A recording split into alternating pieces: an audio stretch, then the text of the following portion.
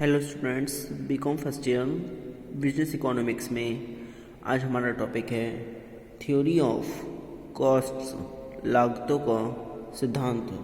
सुनिए, उत्पादक के दृष्टिकोण से लागत पक्ष अत्यंत महत्वपूर्ण है।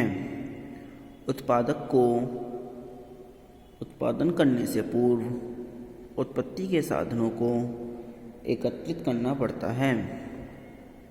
उत्पत्ति के साधनों भूमि, पूंजी, श्रम, साहस को उत्पादक क्रमशः लगान, ब्याज, मजदूरी एवं लाभ देकर अपने उत्पादन के क्षेत्र में आकर्षित करता है।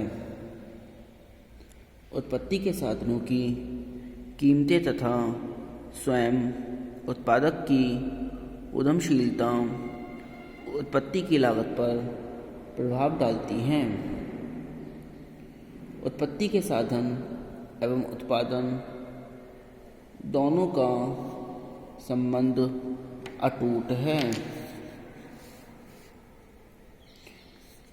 उत्पत्ति के विभिन्न साधनों को एक निश्चित संयोग में मिलाए बिना उत्पादन नहीं किया जा सकता।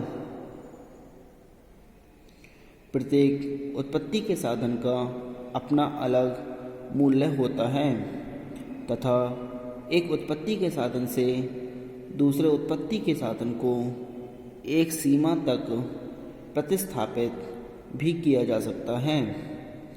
उत्पत्ति के साधनों में महंगे साधनों का प्रयोग निश्चित रूप से कुल उत्पादन लागत को बढ़ाएगा। साथ ही साथ सस्ते उत्पत्ति के साधन से उत्पादित की जा रही वस्तु की उत्पादन लागत अपेक्षाकृत कम होगी। इस प्रकार यह कहा जा सकता है कि किसी वस्तु के उत्पादन में प्रयुक्त होने वाले समस्त उत्पत्ति के साधनों को दिया जाने वाला भुगतान ही उत्पादन लागत है। अब आता है क्लासिफिकेशन ऑफ कॉस्ट, यानी कि लागत वर्गीकरण। ये सुनिए, ये 3 प्रकार के होते हैं। नंबर ए मनी कॉस्ट यानी कि मौद्रिक लागत, नंबर बी रियल कॉस्ट यानी कि वास्तविक लागत, और नंबर सी अपॉर्चुनिटी कॉस्ट अवसर लागत। अब मनी कॉस्ट 2 प्रकार के होते हैं, यानी कि नंबर फर्स्ट एक्सप्लिसिट कॉस्ट यानी कि स्पष्ट लागत, और इम्प्लिसिट कॉस्ट यानी कि अस्पष्ट लागत। अब सुनिए, इसमें पहला यानी कि ए मनी कॉस्ट, मौद्रिक लागत। इसमें सुनिए, किसी फर्म द्वारा एक वस्तु के उत्पादन में किए गए कुल मुद्रा व्यय को मुद्रा लागत कहते हैं। दूसरे शब्दों में उत्पत्ति के समस्त साधनों के मूल्य को यदि मुद्रा में व्यक्त कर दिया जाए तो उत्पादक इन उत्पत्ति के साधनों की सेवाओं को प्राप्त करने में जितना कुल व्यय करता है मौद्रिक लागत कहलाती है। मौद्रिक लागत में निम्नलिखित मदों को सम्मिलित किया जा सकता है: कच्चे माल पर व्यय, श्रम की मजदूरी एवं वेतन, अविभाज्य बड़े उपकरण एवं मशीन पर व्यय, पूंजी पर दिया जाने वाला ब्याज, भूमि का किराया अर्थात लगान, मशीनों की टूट फूट एवं घिसावट यानी कि डेप्रिसिएशन, प्रबंध व्यय, विज्ञापन व्यय, यातायात व्यय, बीमा कंपनियों को दी जाने वाली धनराशि,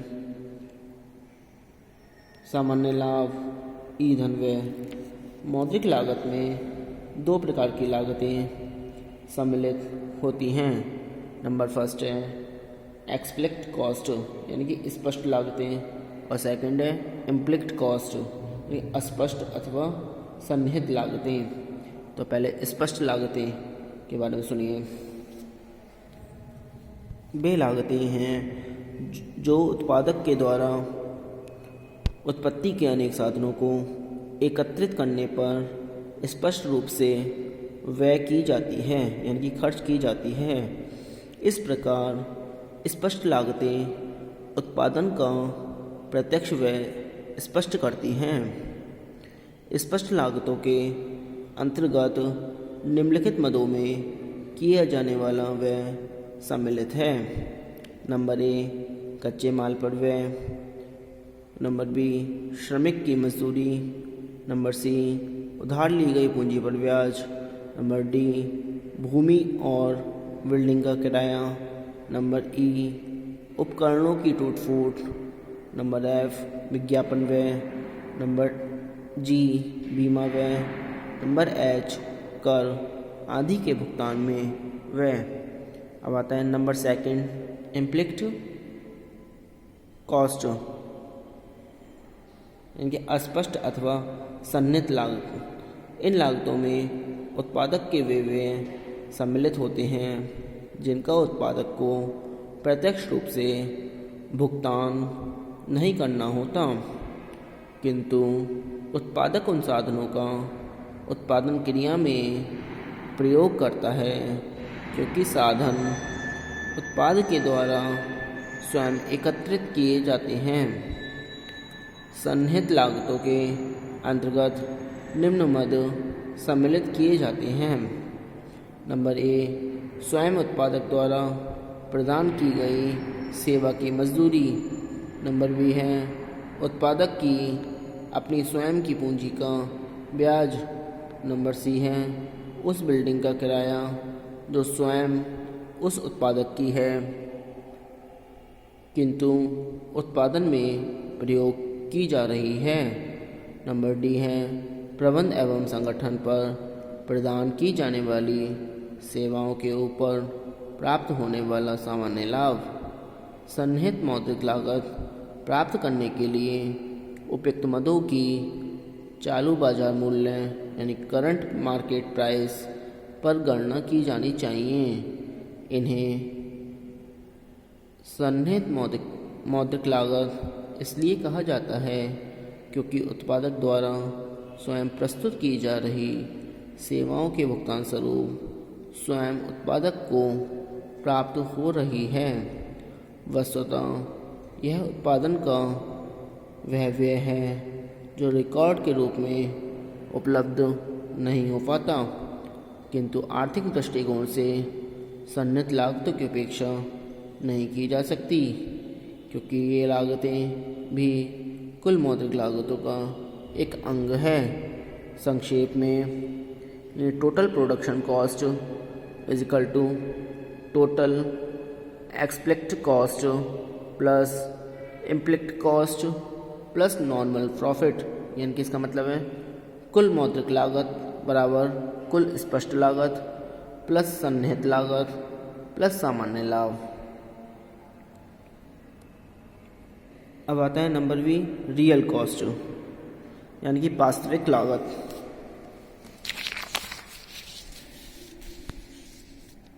सुनिए इसमें मार्शल के शब्दों में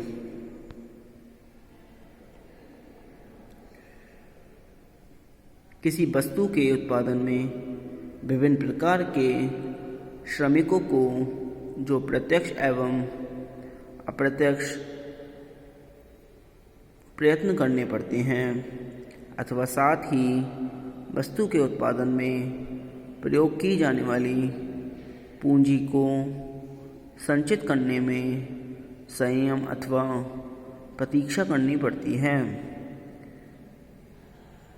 में सब प्रयत्न अथवा त्याग मिलकर वस्तु की वास्तविक लागत कहलाते हैं। मार्शल ने एक वस्तु के उत्पादन में समाज के विभिन्न वर्गों द्वारा किया गया प्रयत्न एवं त्याग एफर्ट्स एंड सैक्रिफाइसेस उत्पादन की वास्तविक लागत को बताया है।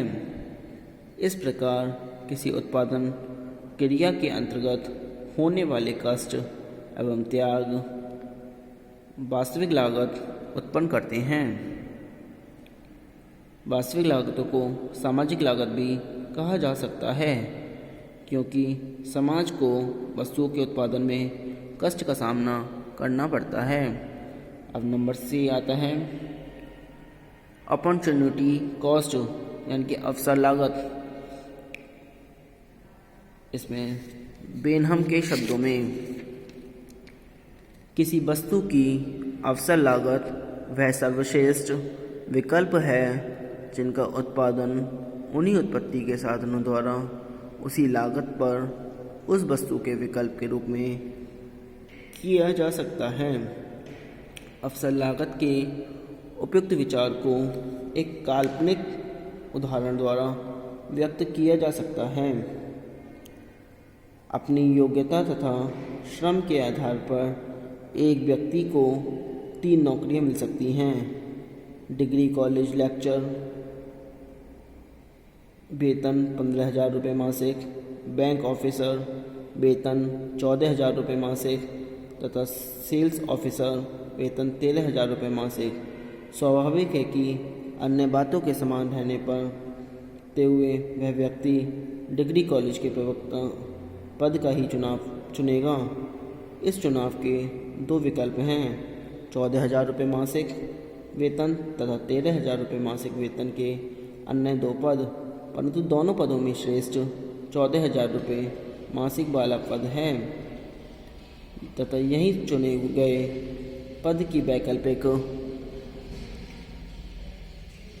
अथवा अवसर लागत कहलाएगी।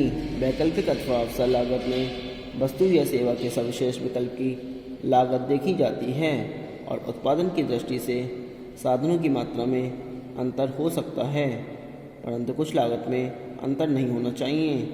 अवसर लागत के तथ्य को हम चित्र बनाऊंगा है, इस चित्र द्वारा भी स्पष्ट कर सकते हैं।